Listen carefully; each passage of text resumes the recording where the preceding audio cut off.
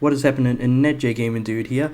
And I don't know how to feel about this, but Root Letter, a Japanese mystery visual novel, is being adapted into a live action Hollywood movie. And I'm going to link my thoughts on the Netflix live action in the description below, as well as the Siliconera article. But let's move forward. Because my history with Root Letter is that I've absolutely loved it. The original Root Letter, which released in 2016, and I say original on PS4 and PS Vita, but that's because they then re-released it in 2018 with live action actors in the name of Root Letter Last Answer, and it was all published by Kadokawa. I loved, like I said, I love the original game. It was a lot of fun, and live action version was at best, only because I had already played the original. So when you replay, like, the replayability of a mystery visual novel isn't exactly great because it's one big mystery, and when you know what the conclusion is, there isn't really much deviation from that. I don't remember this adaptation ever getting announced, and I don't get why this property in particular is getting the Hollywood treatment, only because of not a lot of people are going to know about it, because it sold about 500,000 units of both games across the last, so 2016, it's now 2022, so about the last 6 years, if even that. But we're going to assume that it's 6 years. And I can't help but think how they're going to really tear this whole thing apart, because, as mentioned in this article that I've got up right now, the storyline is going to remain largely the same. Not exactly the same, largely. And I shudder to think what could be different, if I'm being completely honest. Apparently the names of locations and characters are going to be different.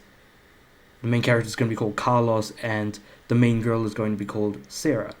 And already, in my mind, that's red flags. I'm more so at a loss of words than anything else. And I can't help but think that this is going to not end well. That it's not going to be as good. Yeah, like, the game itself isn't absolutely brilliant, but it was a lot of fun to sit through, interact with the characters. It's the characters and the locations that made it what it was. It was incredibly Japanese. And so for it to get a Hollywood adaptation, that very much conflicts with the very idea of what made this whole thing really good. At least from my perspective. I don't know how other people think of it.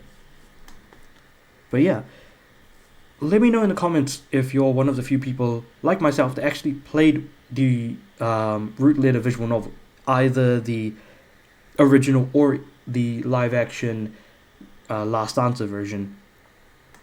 And regardless of having played it, what are your thoughts of, like, specifically visual novels being adapted into Hollywood live action movies? Because it makes me shudder to think of something like, I don't know, Muv-Luv getting a Hollywood adaptation. Like, what does that... And I'm talking original Muv-Luv. But you could think of, like, Muv-Luv as, like, one movie on its own. You could think of Muv-Luv Alternative as one movie on its own. Unlimited as one movie on its own. And I can't help but think that the transition from a visual novel to a movie is already tough enough, let alone it then being turned into a live action movie done by people who fall under a very specific or different culture. What does that look like? How much is going to be taken out? Because we already know there's a lot that will be taken out. And it makes me shudder just thinking about it. But I would definitely like to know what you guys think about all of this. And I'll see you guys next time. Peace.